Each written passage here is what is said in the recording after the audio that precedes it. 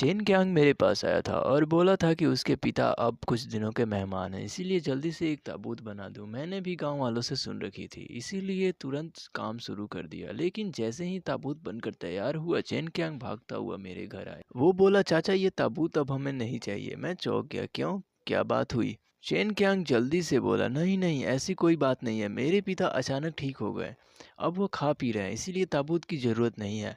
मैं हैरान रह गया, तेरे बाप की तबीयत सच में ठीक हो गई? चेन कियांग बोला, हाँ चाचा, लेकिन आपकी मेहनत है, इसीलिए मैं पूरा पैसा दे दूंगा। बस ताबूत घर नहीं ले जा सकता, अगर पिता ने देख लिया तो नाराज हो जाएंगे। मैंने कहा, रहने दो, पैसे की कोई बात नहीं है, ताबूत कोई और खरीद लेगा। चेन कियांग के जाते ही मेरी दादी पूरब घर से बाहर निकली और दादा से बोली, अब इस ताबूत का क्या करोगे, किसे बेचोगे? ताबूत उठाकर चेन लोसेन के घर पहुंचा दो और उससे पैसे ले लो। दादा ने दादी से कहा, आदमी ठीक हो गया है, ऐसे किसी के घर ताबूत भेजना अच्छा नहीं है, गांव वाले हंसेंगे। लेकिन दादी धीरे से बोली, मुझे भरोसा नहीं कि वो ठीक हुआ है। पिछले बार जब मैं उसे देखने गई थी तब वो बस आखिरी सांसें गिन रहा था। दादा ने दादी से पूछा, तुम कहना क्या चाहती हो? तुम बेवकूफ़ बन गए हो, चेन कियांग ने तुम्हें धोखा दिया है, उसे तेरा ताबूत महंगा लगा होगा, इसीलिए कहीं वो सस्ती लकड़ी जोड़कर खुद बना लेगा।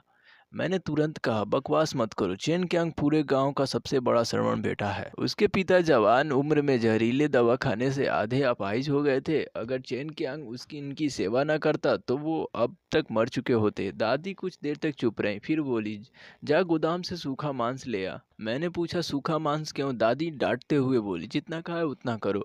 मैं डर गया और चुपचाप गोदाम से मांस ले आया। दादी बोली, किसी बीमार आदमी के घर खाली हाथ नहीं जाते, मैं खुद देखना चाहती हूँ कि चेन लॉसेन सच में ठीक हुआ है या नहीं। शाम को दादी जल्दी जल्दी घर लौटी, उनका चेहरा बिल्कुल सफ़ेद पड़ा था। दादा ने पूछा, क्या हुआ? दादी कांपते आवाज़ में बोली, कोई मेरा पीछा कर रहा है। दादी इधर उधर देखने लगी, अंधेरा था, चेहरा नहीं देख पाया, लेकिन कोई जरूर था। तभी अचानक दरवाजे पर जोर से दस्तक हुई।